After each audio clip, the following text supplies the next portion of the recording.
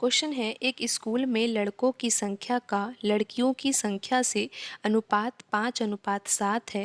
यदि स्कूल में लड़कों की तुलना में लड़कियों की संख्या 50 अधिक है तो उस स्कूल में लड़कियों की संख्या कितनी है। तो प्रश्न में दिया हुआ है लड़कों की संख्या का लड़कियों की संख्या से अनुपात। यह अनुपात किसके बराबर दिया हुआ है? 5:7 के बराबर दिया हुआ है। और यहाँ पर आगे प्रश्न में दिया हुआ है कि यदि स्कूल में लड़कों की तुलना में लड़कियों की संख्या कितनी अधिक है? 50 अधिक है। लड़कियों की संख्या अधिक है, ये तो हमें अनुपात से ही पता लग रहा है कि अनुपात में जो अंतर है वो 2 यूनिट का है। और अनुपात से हमें पता लग रहा है कि जो लड़कियों की संख्या का अनुपात है वो 7 यूनिट है, यानी कि लड़कों की संख्या से 2 यूनिट अधिक है लड़कियों की संख्या का अनुपात। तो यहाँ पर यही जो अनुपात का अंतर है ना, यानी कि 2 यूनिट की वैल्यू प्रश्न में 50 के बराबर दी हुई है, तो हम यहाँ पर बराबर में 50 लिख देते हैं। तो अब हम यहाँ पर 1 यूनिट की वैल्यू निकाल सकते हैं। 1 यूनिट बराबर कितना आ जाएगा? 25 के बराबर आ जाएगा। प्रश्न में पूछा है कि लड़कियों की संख्या कितनी होगी। लड़कियों की संख्या का अनुपात यहाँ पर 7 यूनिट है, तो यहाँ से हमें 7 यूनिट की वैल्यू निकालनी है। जब हमें पता ही है कि 1 यूनिट बराबर 25 है, तो 7 यूनिट बराबर क्या हो जाएगा? 1 यूनिट में हम 7 का गुणा कर देंगे, तो यहाँ पर आ जाएगा 175। तो लड़कियों की संख्या कितनी है? 175 है, और यहाँ पर ऑप्शन बी सही आंसर होगा। क्वेश्चन है, एक निश्चित कार्य को करने के लिए राम और श्याम एकांतर दिनों में कार्य करते हैं। श्याम पहले दिन से कार्य शुरू करता है और राम जो है वो 32 दिनों में कार्य को अकेला ही पूरा कर सकता है। यदि कार्य जो है वो ठीक 8 दिनों में पूरा हो जाता है तो श्याम अकेला इस कार्य का 7 गुना कितने दिनों में पूरा कर सकता है। तो हमें यहाँ पर प्रश्न में ज्ञात करना है कि जो श्याम है वो अकेला इस कार्य का जो 7 गुना है वो कितने दिनों में पूरा कर सकता है। अगर हमें ये पता लगाना है तो हमें ये पता होना चाहिए कि यहाँ पर जिस कार्य की बात हो रही है वो कुल कार्य है कितना, और हमें ये भी पता होना चाहिए कि शाम की कार्य क्षमता कितनी है। कार्य क्षमता से तात्पर्य ये है कि शाम जो है वो एक दिन में कितना कार्य कर सकता है। तभी हम ये पता लगा पाएंगे कि जो शाम है ना वो अकेला इस कार्य का 7 गुना कितने दिनों में पूरा कर सकता है। तो यहाँ पर जो डाटा दिया हुआ है उसको हमें समझना होगा। यहाँ पर पहली लाइन में लिखा हुआ है कि एक निश्चित कार्य है और उसको करने के लिए राम और श्याम जो है वो एकांतर दिनों में कार्य करते हैं। एकांतर दिन से तात्पर्य ये है कि एक एक दिन छोड़कर कार्य करते हैं। जैसे कि यहाँ पर लिखा हुआ है आगे कि शाम जो है वो पहले दिन से कार्य शुरू करता है, तो शाम ने कार्य शुरू किया, फिर अगले दिन शाम कार्य नहीं करेगा, फिर कौन करेगा? राम करेगा। फिर उससे अगले दिन राम कार्य नहीं करेगा, कौन करेगा? शाम करेगा। तो इस तरह से ये एक एक दिन छोड़कर कार्य को कर रही है।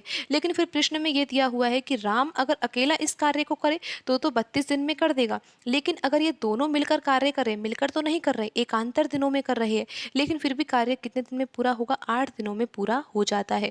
तो हमें ये पता लगाना है कि शाम जो है वो अकेला इस कार्य का 7 गुना कितने दिनों में पूरा कर सकता है। तो अब हम यहाँ पर एक इक्वेशन बनाने जा रहे हैं। आपको ये पता लग गया है कि अगर ये दोनों कार्य करेंगे, यानी कि राम और श्याम करेंगे, मिलकर तो नहीं कर रहे लेकिन एकांतर क्रम में कर रहे हैं, तो 8 दिनों में कार्य पूरा कर देते हैं। और शाम जो है वो पहले दिन से कार्य शुरू करता है। जैसे शाम ने कार्य शुरू किया, फिर राम ने अगले दिन किया, फिर शाम ने किया, फिर राम ने किया, फिर शाम ने किया, फिर राम ने किया, फिर श्याम ने किया, और फिर राम ने किया। तो ये कितने दिन हो गए? 1 दिन, 2 दिन, 3 दिन, 4 दिन, 5 दिन, 6 दिन, 7 दिन, 8 दिन। इस तरह से इन्होंने 8 दिन में कार्य पूरा कर दिया। प्रश्न में दिया हुआ है यदि कार्य ठीक 8 दिनों में पूरा हो जाता है, तो इस तरह से कार्य जो है वो 8 दिन में पूरा हो जाएगा। लेकिन अब आप यहाँ पर ये समझिए कि यहाँ पर शाम ने कितने दिन कार्य किया है? शाम ने यहाँ पर 4 दिन कार्य किया है, और 4 दिन ही कार्य किसने किया है? राम ने किया है। तो आपको इतना समझ में आ गया होगा कि अगर 4 दिन राम कार्य करे, आर यानी कि राम से, हम यहाँ पर राम को यहाँ पर आर से दर्शा रहे हैं, और 4 दिन ही कौन काम करे? श्याम काम करे, तो कार्य पूरा हो जाएगा। तो कुल कार्य यहाँ पर क्या होगा? 4 दिन राम करे और 4 दिन श्याम करे, तो यहाँ पर कुल कार्य हो जाएगा। और यहाँ पर एक इक्वेशन हम ये भी बना सकते हैं कि अगर राम अकेला ही उस कार्य को करे तो 32 दिनों में वही कार्य पूरा कर देगा, यानी कि 32 दिनों में राम जो है वो इसी कार्य को पूरा कर सकता है। तो इस तरह से आप यहाँ पर समझ गए। तो यहाँ पर 4 दिन राम करे, 4 दिन शाम करे, तब भी कार्य पूरा हो जाता है, और 32 दिन अगर राम ही कार्य करे अकेला तो भी कार्य पूरा हो जाता है। तो यहाँ पर हम इन दोनों इक्वेशन से एक इक्वेशन ऐसे बना सकते हैं कि 4 दिन अगर राम कार्य करे और 4 दिन अगर श्याम कार्य करे तो कार्य तो पूरा हो जाएगा, और अगर 32 दिन राम कार्य करे तो भी कार्य पूरा हो जाएगा। तो इस तरह से हम यहाँ पर ये इक्वेशन बना सकते हैं। लेकिन अब हम आगे कैसे हल करेंगे इस इक्वेशन से, तो आपको पता लग गया है कि 4 दिन अगर राम कार्य करे, 4 दिन श्याम कार्य करे, या फिर 32 दिनों तक राम ही कार्य करे तो भी कार्य तो पूरा हो ही जाएगा। तो यहाँ पर अब हम इस इक्वेशन को हल करते हैं। तो यहाँ पर है, ये लिख दिया हमने, यहाँ पर ये है 32R, 32 दिनों का कार्य राम का, और यहाँ पर हम माइनस लिखेंगे 4 दिनों का कार्य राम का। तो यहाँ पर 4 दिनों का कार्य शाम का है, ये किसके बराबर होगा, यहाँ पर 32 में से 4 घटाएंगे तो ये आ जाएगा 28 दिनों का कार्य राम का। तो यहाँ पर अगर हम शाम और राम की दक्षता निकालेंगे तो ये किसके बराबर आएगा, यहाँ पर ये आ जाएगा, यहाँ पर तो ये 28 है ही, और बट्टे में आ जाएगा ये 4, और ये आ जाएगा किसके बराबर, 7/1 के बराबर आ जाएगा। तो यहाँ पर अब आपको ये समझना है कि जो शाम की दक्षता है ना वो कितनी है, 7 यूनिट है। यानी कि शाम जो है वो एक दिन में 7 यूनिट कार्य कर सकता है, और राम जो है ना वो एक दिन में 1 यूनिट कार्य कर सकता है। तो आपको ये इक्वेशन समझ में आ जानी चाहिए कि शाम और राम की दक्षता के बीच में जो यहाँ पर अनुपात आया है वो कितना है, 7/1 है। यानी कि जो शाम है ना वो तो 7 यूनिट कार्य एक दिन में कर सकता है, और राम जो है वो 1 यूनिट कार्य ही एक दिन में कर सकता है। तो यहाँ पर अब हमें दक्षता तो पता लग ही गई है, हमें यहाँ पर शाम की दक्षता पता लगानी थी, और हमें पता लग गया है कि शाम की दक्षता कितनी है, एक दिन में 7 यूनिट कार्य करने की। लेकिन अभी हमें कुल कार्य तो पता लगा ही नहीं, कुल कार्य पता लगेगा तभी तो हम उसका 7 गुना करेंगे और फिर ये पता लगाएंगे कितने दिनों में कार्य पूरा होगा। तो अब हम यहाँ पर कुल कार्य पता लगाते हैं। तो आपको पता है कि जो कुल कार्य है वो हम कैसे पता लगा सकते हैं। हमें पता है कि कुल कार्य कब हो सकता है, जब 4 दिन राम कार्य करे और 4 दिन कौन काम करे, शाम कार्य करे। या फिर हम इस तरीके से भी पता लगा सकते हैं कि 32 दिनों तक राम ही कार्य करे। तो इन दोनों के द्वारा हम ये पता लगा सकते हैं कि कुल कार्य कितना होगा। अब 4 दिन अगर राम कार्य करेगा तो राम तो एक दिन में 1 यूनिट कार्य ही करता है, तो 4 दिन में 4 यूनिट कार्य करेगा। और हमें ये पता है कि जो शाम है ना वो तो एक दिन में 7 यूनिट कार्य करता है, तो 4 दिन में कितना करेगा, 28 यूनिट करेगा। तो यहाँ पर 4 + 28 कितना हो जाएगा, 32 यूनिट हो जाएगा। तो कुल कार्य तो यहाँ पर कितना हो जाएगा, 32 यूनिट हो जाएगा। तो अब यहाँ पर हम इस इक्वेशन से भी निकाल सकते हैं कि कुल कार्य कितना होगा, कि 32 दिनों तक अगर राम ही कार्य करता है तो कुल कितना कार्य होगा।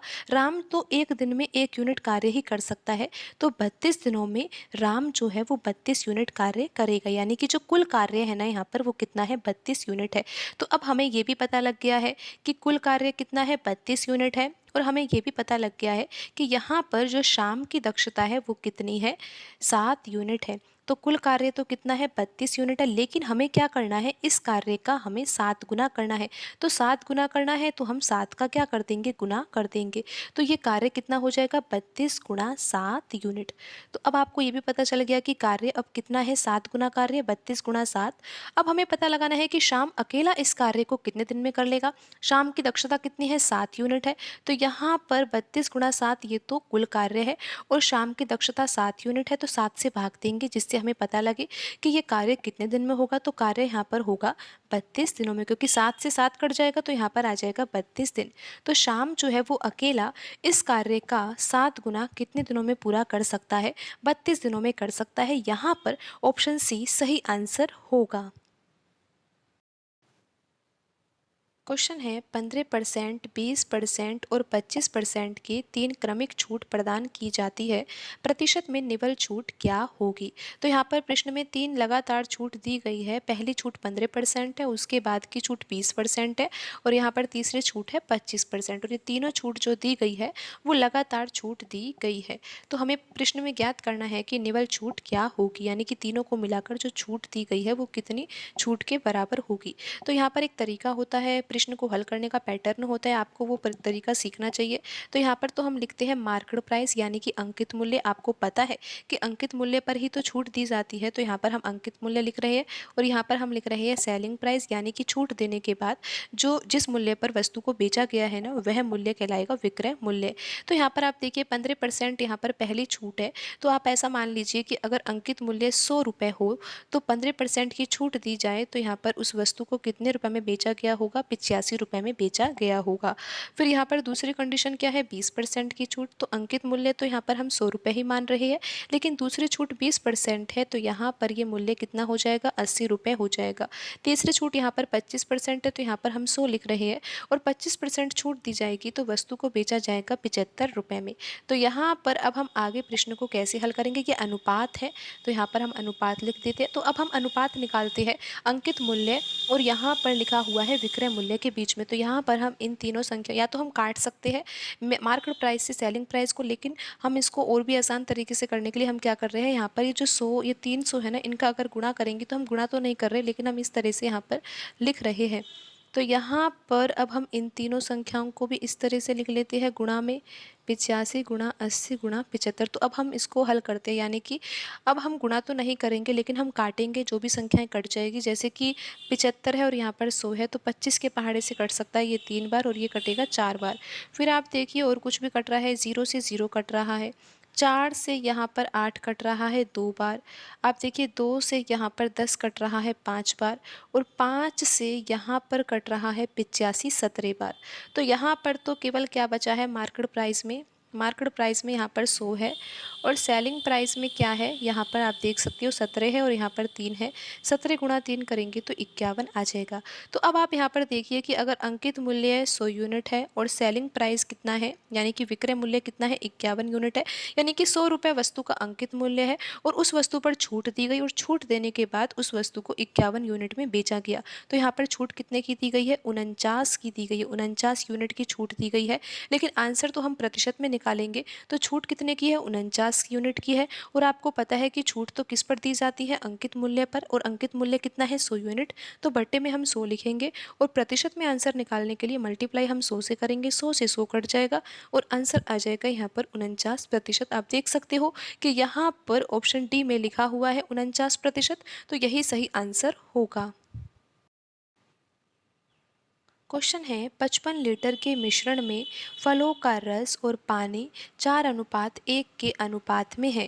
मिश्रण अनुपात 2:1 बनाने के लिए कितना पानी लीटर में मिलाया जाना चाहिए। तो यहाँ पर प्रश्न में जो ये अनुपात दिया हुआ है ना, ये किस किस के बीच में है, ये फलों के रस और पानी के बीच का अनुपात है। और ये कितना अनुपात है, 5 अनुपात, यहाँ पर सॉरी ये अनुपात कितने का है, 4:1 का अनुपात दिया हुआ है।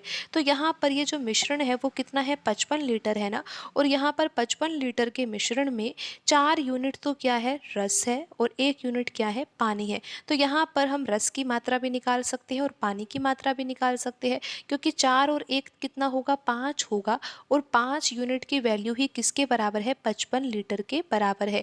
तो यहाँ से हम 1 यूनिट की वैल्यू निकाल सकते हैं, 1 यूनिट बराबर कितना होगा, 11 लीटर होगा। तो यहाँ पर जो रस है वो कितना है, 4 लीटर है, तो 1 यूनिट बराबर 11 लीटर है, तो 4 यूनिट बराबर कितना होगा, 44 लीटर। और पानी की मात्रा यहाँ पर 1 यूनिट है, तो पानी की मात्रा कितनी हो जाएगी, 11 लीटर हो जाएगी। तो आपको ये समझ में आ गया है कि जो यहाँ पर लिखा हुआ है कि 55 लीटर के मिश्रण में फलों का रस और पानी का जो अनुपात है वो कितना है, 4:1 है। तो यहाँ पर 55 लीटर में 44 लीटर तो क्या है, फलों का रस है, और यहाँ पर 11 लीटर क्या है, पानी है। तो इस तरह से यहाँ पर ये अनुपात दिया हुआ है। तो अब आपको यहाँ पर ये समझ में आ गया है कि 55 लीटर में से जो 44 लीटर है वो तो क्या है, 44 लीटर तो यहाँ पर रस है, और यहाँ पर 11 लीटर क्या है, पानी है। तो यहाँ पर हम लिख लेते हैं ना कि रस तो कितना है, 44 लीटर है, और यहाँ पर जो पानी है ना वो कितना है, 11 लीटर है। अब आप यहाँ पर आगे देखिए, आगे लिखा हुआ है कि ये अनुपात तो था ही, लेकिन अब पानी मिलाया जा रहा है। पानी मिलाने का कारण ये है कि अब मिश्रण में जो अनुपात है ना वो क्या करना है, 2:1 करना है, लेकिन मिलाना क्या है, मिलाना यहाँ पर पानी है। तो अब आप ये समझिए कि जब हम मिला पानी रहे हैं तो यहाँ पर फिर रस का अनुपात तो चेंज नहीं होना चाहिए था। आप ये समझिए कि अगर हम पानी मिला रहे हैं तो फिर ये रस का अनुपात कैसे चेंज हो गया। रस का अनुपात पहले 4 था और अब यहाँ पर 2 हो गया है, तो ये अनुपात तो बराबर ही होना चाहिए। तो यहाँ पर हम बराबर कर सकते हैं। अगर हम यहाँ पर जो ये नीचे वाला अनुपात है इसमें अगर हम 2 का गुणा कर दें, अगर हम 2 का गुणा करेंगे तो फिर क्या होगा, आप यहाँ पर समझिए कि यहाँ पर जो ये 2 अनुपात 1 है ना, 2 अनुपात 1 है, तो यहाँ पर 2 अनुपात 1 जो है अगर हम 2 का गुणा करेंगे तो ये तो हो जाएगा 4 और यहाँ पर हो जाएगा 2, क्योंकि आपको पता है कि ये अनुपात 2 अनुपात 1 था ना, तो इसी में हमने 2 का गुणा किया तो 2 तो हो जाएगा 4 और 1 हो जाएगा 2 के बराबर। तो अब ये अनुपात किसके बराबर हो गया, 4 अनुपात 2 के। और यहाँ पर आप देख सकते हो कि रस का जो अनुपात है वो समान आ गया, लेकिन पानी का जो अनुपात है ना वो यहाँ पर समान नहीं आया है। पानी का अनुपात में कितने का अंतर है, 1 यूनिट का अंतर है, और ये अंतर तो होना ही चाहिए था।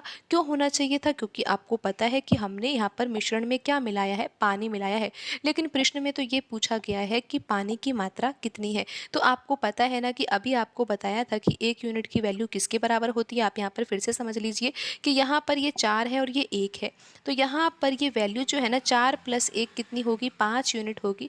और प्रश्न में ये वैल्यू जो है ना वो किसके बराबर दे रखी है, 55 लीटर के बराबर दे रखी है। तो यहाँ से हम 1 यूनिट की वैल्यू निकाल सकते हैं। 1 यूनिट बराबर कितना होगा, 11 लीटर होगा। और आपको पता है कि पानी कितना मिलाया गया है, 1 यूनिट ही मिलाया गया है, क्योंकि पानी का अनुपात आप देख सकते हो कि 1 से क्या हो गया है, 2 हो गया है, लेकिन रस का अनुपात तो अभी भी वही रहेगा। पानी मिलाया गया है तो पानी का अनुपात ही चेंज होना चाहिए। और यहाँ पर आप देख सकते हो 1 यूनिट का परिवर्तन हुआ है, यानी कि इतना ही पानी मिलाया गया है। लेकिन आंसर हमें यूनिट में नहीं देना है, आंसर हमें वैल्यू में देना है, और वैल्यू क्या, लीटर में देनी है। तो 1 यूनिट बराबर कितना है, 11 लीटर, और पानी भी कितना मिलाया गया है, 1 यूनिट। तो इसका सीधा सा अर्थ ये है कि पानी कितना मिलाया गया है, पानी मिलाया गया है 11 लीटर। और आप ये देख ही सकते हो कि ऑप्शन सी में लिखा हुआ है 11 लीटर, तो यही सही आंसर होगा।